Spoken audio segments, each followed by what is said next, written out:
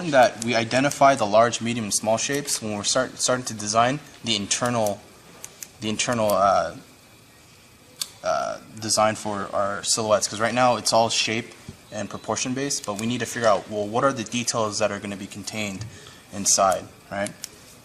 So let me just do another quick one here.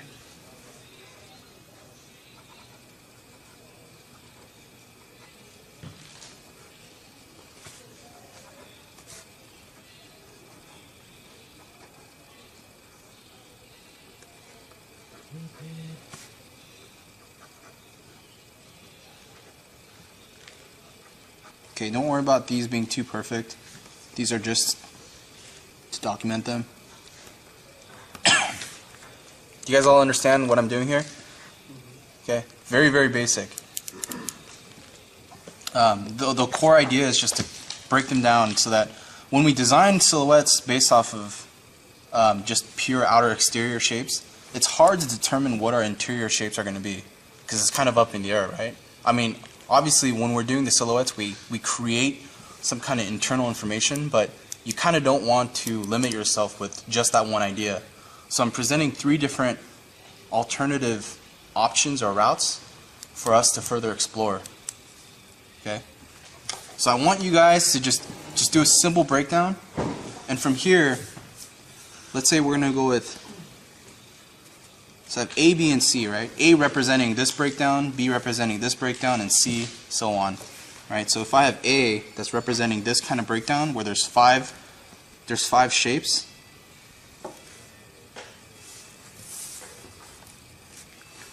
so what I'm going to do is I'm going to create a ground plane, and with my marker I want to recreate these 5 shapes just very lightly. Just make sure it's quick. Don't spend too long on trying to capture, you know, the perfect proportion of this thing. If you want to add in the smaller shapes, you can too, but just keep in mind your 5 major shapes. Make this one a little bigger.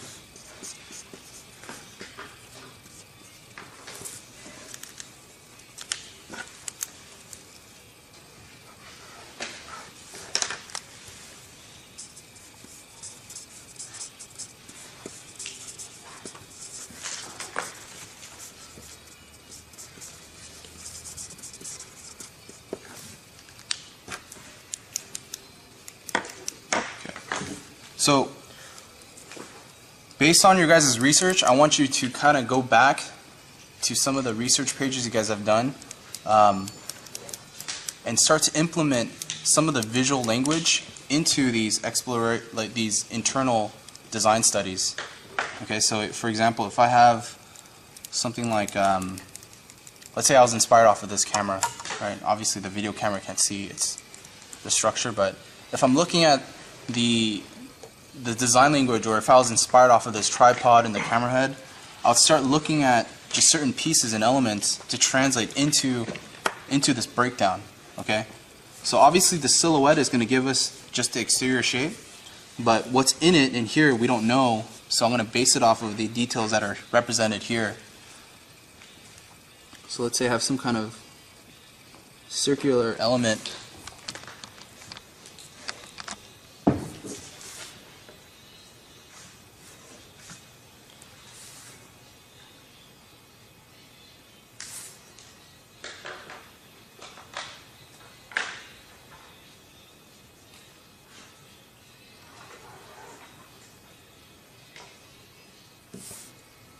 As far as the joints go, don't worry too much about representing all the joint areas. I just want you to keep in mind the separation of the pieces, because later on we're going to reinforce exactly how the joints are going to look and how they're going to be placed in these side view drawings. But for now, I just want you to dress up these sketches with internal details.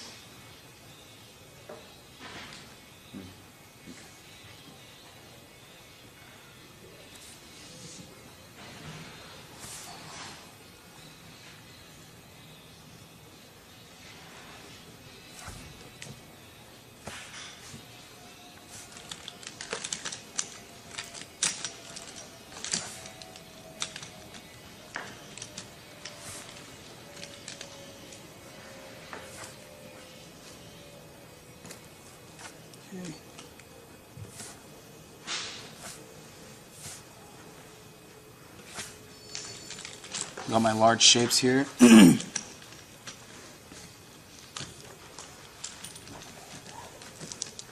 Got my other shape down here. Again, I'm gonna look at my reference. You can make things up, but then always refer back to your reference when you're stuck.